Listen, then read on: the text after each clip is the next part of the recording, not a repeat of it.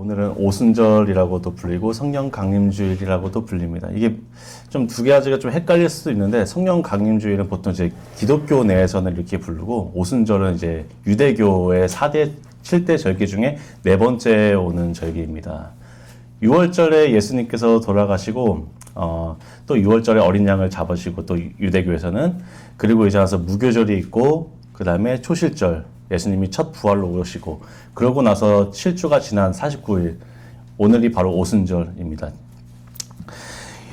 오늘 본문 말씀을 제가 선택하면서 조금 성령님에 대해서 얘기를 해보고 싶었는데 어떻게 할까 하다가 제가 예전에 신학대학원에서 성령론을 배울 때 기억이 나더라고요. 근데 성령에 대해서는 굉장히 좀 어렵고 이게 다루기가 좀 어려웠던 기억이 납니다. 여러분들은 성령님에 대해서 어떻게 생각을 하시나요? 죄송합니다. 제가 아까 찬양을 부르다 보면은 이렇게 목이 금방 나갑니다.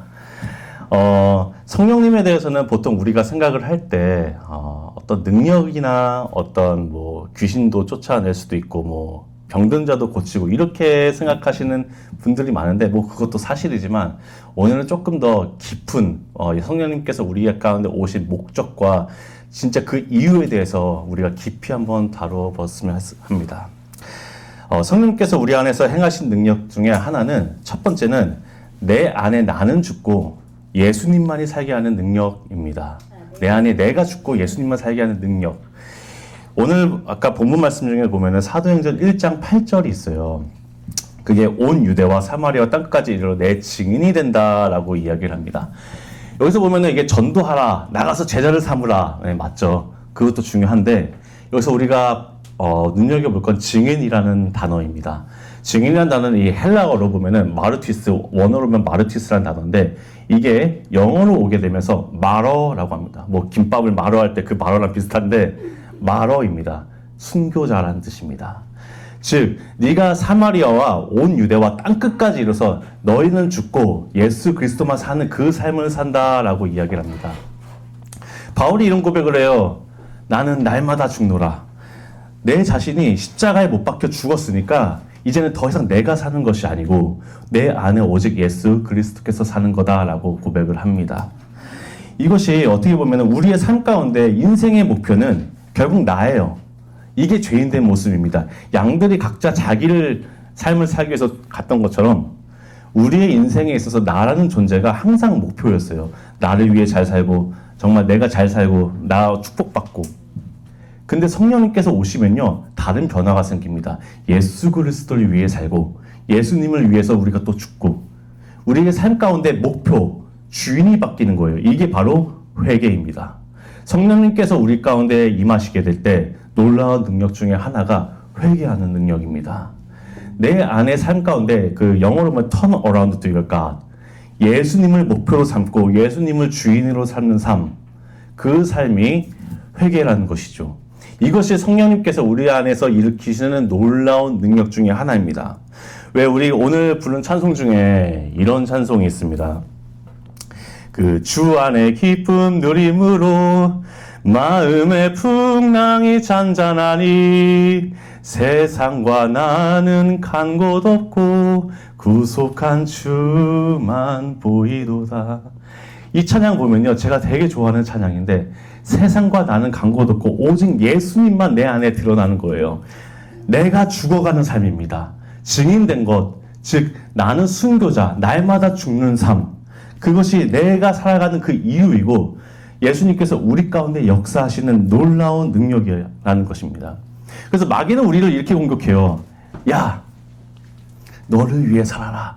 너는 귀하니까, 맞죠? 오늘 촬영에서 귀했다고 얘기하는데 네가 주인공이야. 네 삶의 주인은 너고 너만을 위해서 살고 축복받고 복받고 네 삶의 주인공은 너니까 네가 알아서 살아라. 마귀는 이렇게 우리 가운데 미혹을 많이 할 때가 있어요.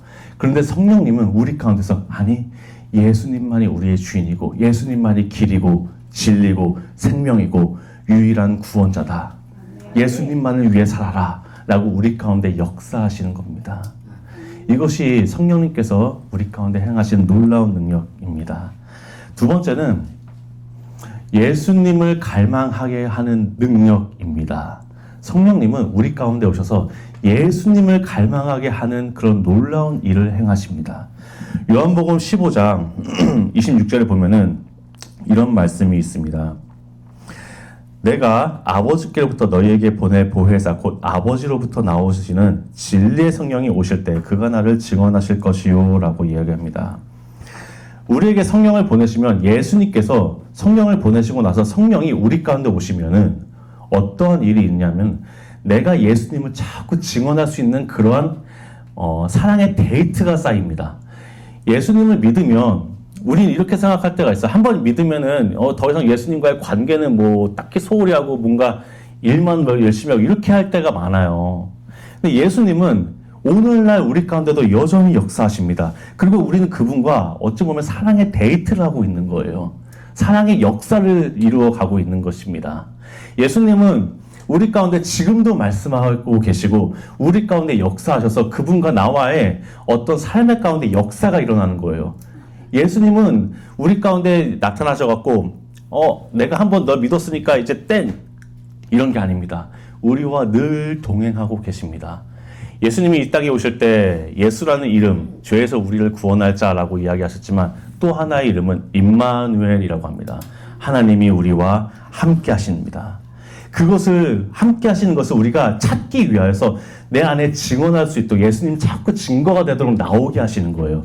구하라 구할 것이요. 그리고 찾으라 찾을 것이고 문을 두드리면 열릴 것입니다.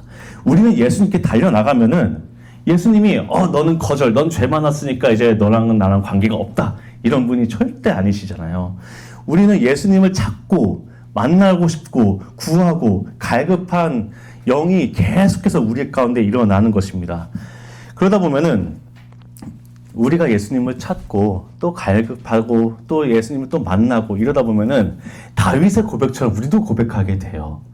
우리가 다윗의 고백을 한번 알 거예요. 시편 23편에 보면은 여호와는 나의 목자십니다. 또 내가 부족함이 없습니다라고 이야기하죠. 그가 나를 푸른 초장에 누이시며 쉴만한 물가로 인도하십니다. 예수님과 함께하는 그 삶, 예수님과 동행하는 그 삶 자체에 그것을 자체에 너무나도 많은 그 삶의 중심이 되는 것입니다. 우리가 어디에서 어떤 직장을 갖고 뭐 돈을 버는지 아니면 뭐 집에서 설거지를 하든지 운전을 하든지 길을 걷든지 내가 나이가 많건 적건 상관없이 예수님께서는 우리와 함께 하시면서 그 삶의 은혜를 누리는 삶입니다. 때로는 우리가 살다 보면은 힘들고 어려울 때도 있잖아요. 저도 이제 나이가 여기서는 제일 어려 보이지만, 네. 네. 죄송합니다. 제가 여기서 뭐 주름 잡으려고 했던 건 아니지만, 저도 참 삶 가운데 어려울 때가 많았어요. 제가 이상하네요. 여기서 이런 얘기 하니까. 저보다 어린 사람이 있으면 꼭 공감이 되실 것 같은데. 네. 되게 민망합니다.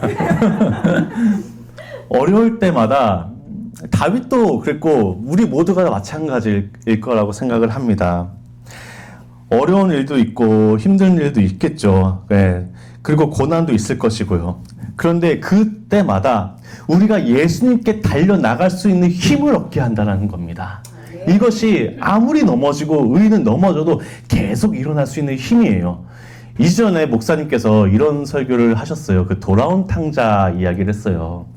결국 끝에는 모든 것을 다 잃어버리고 그냥 허랑방탕하게 살았지만 정말 대주의 그 주염 열매를 먹으면서까지 어떻게든 그 고난의 삶을 살고 있을 때 마지막 한 가지 아버지께로 돌아간다고 하잖아요.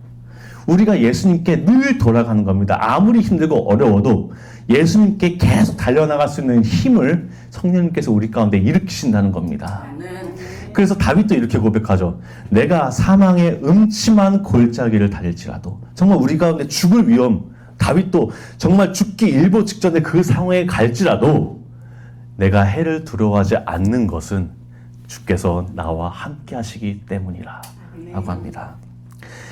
이것이 성령님께서 우리 가운데 하시는 놀라운 능력 중에 두 가지, 제가 첫 번째 그리고 이번엔 두 번째입니다. 세 번째로는요, 우리 안에서 예수님을 사랑하게 하는 능력입니다. 이게 저는 가장 엄청난 기적 중에 기적이라고 생각을 해봅니다. 요한복음 8장 42절에 이런 말씀이 있어요.